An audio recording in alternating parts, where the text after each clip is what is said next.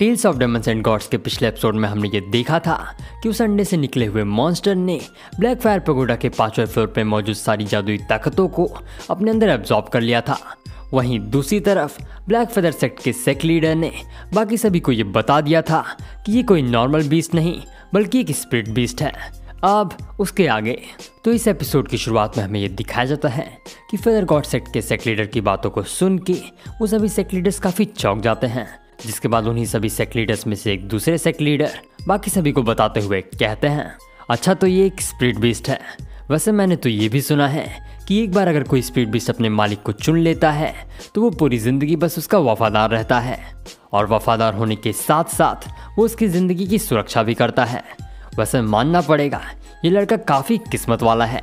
जिसके बाद हमें नीली को दिखाया जाता है जो कि इस बीस्ट की ताकतों को देख के ये बात समझ जाता है कि ये कोई नॉर्मल बीस्ट नहीं बल्कि एक स्पिरिट बीस्ट है।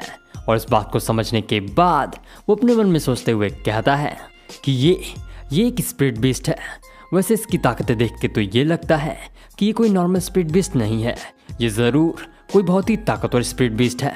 वैसे मेरी पिछली ज़िंदगी में भी मेरे पास एक स्पिरिट बीस्ट था।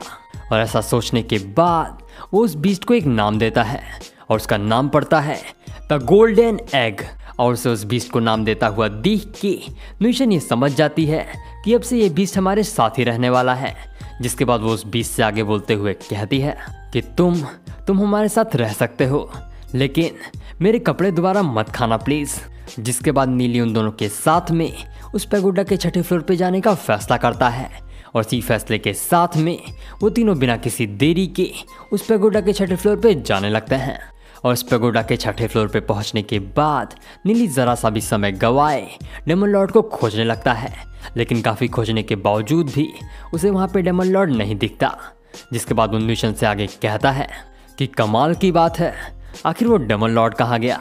और नीली के इस सवाल को सुन के न्यूशन उसे बताते हुए कहती है कि नीली मेरे हिसाब से ये एक इल्यूजनरी रेल्म है और इस समय बहुत सारे ताकतवर लोग हम लोगों को देख रहे हैं। और न्यूशन की इस बात को सुन के नीली थोड़ा घबरा जाता है और इसी घबराहट में वो न्यूशन से कहता है कि न्यूशन ये थोड़ा डरावना तो है, लेकिन यहाँ पे जो प्रेशर है वो मेरी कल्टीवेशन के लिए परफेक्ट है। और ऐसा बोल के नीली बिना किसी देरी के अपनी पावर्स को वहाँ पे कल्टीवेट करना शुरू कर देता है। वहीं दूसरी तरफ नीली को उन सभी ताकतवर लोगों से बचाने के लिए न्यूशन उसकी सुरक्षा करने लगती है। जिसके बाद हमें नीली के ही स्पिरिचुअल वर्ल्ड का सीन दिखाया जाता है और यहाँ पर हम ये देखते हैं कि नीली की कल्टीवेशन करने की वजह से नीली की पावर्स कई गुना बढ़ रही हैं। वो अपनी पावर्स को कल्टीवेट कर ही रहा होता है कि तभी अचानक से उसके स्पिरिचुअल वर्ल्ड में एक डेमोनिक सी स्पिरिट आ जाती है जो कि वहाँ पे नीली की बॉडी पे अपना कब्जा करने के लिए आई होती है। और नीली के स्पिरिचुअल वर्ल्ड में आने के बाद वो नीली से हंसते हुए कहता है कि न जाने कितने सालों से मैं यहाँ पे तड़प रहा हूँ, लेकिन आखिरकार इस बॉडी पे कब्जा करने के बाद मैं दोबारा से इस जीने मरने की दुनिया में वापस आ पाऊंगा। और ऐसा बोल के वो नीली की स्पीड के ऊपर हमला करने लगता है। वहीं दूसरी तरफ उसे ऐसा करता हुआ देख के नीली भी अपने मन में सोचते हुए कहता है कि अगर तुम्हें लगता है कि तुम इतनी आसानी से मेरी बॉडी को मुझसे छीन लोगे तो तुम गलत हो। मैं अपने जीते जी ऐसा कभी नहीं होने दूंगा। और ऐसा बोल के वो उस स्पिरिट मास्टर के ऊपर हमला करने लगता है। जिसके बाद देखते ही देखते नीली और उस स्पिरिट मास्टर के बीच में लड़ाई होने लगती है। वहीं दूसरी तरफ नीली की उन सभी ताकतों को देख के वो स्पिरिट मास्टर काफ़ी हैरान हो जाता है, लेकिन हैरान होने के साथ साथ वो काफ़ी खुश भी हो रहा होता है। और इसी खुशी में वो नीली से कहता है कि लड़के तुम काफ़ी ताकतवर हो, लेकिन जल्दी ही तुम्हारी सारी ताकतें मेरी होने वाली हैं।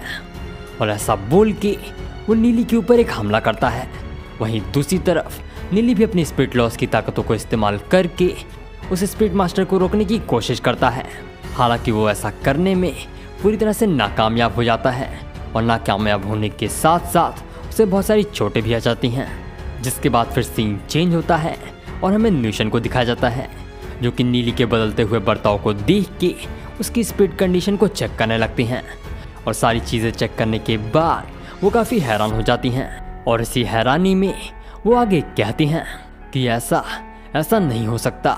और न्यूशन किसी बात के साथ ये एपिसोड यहीं पे खत्म होता है। वीडियो पसंद आई हो तो इस वीडियो को लाइक और चैनल को सब्सक्राइब करना ना भूलें।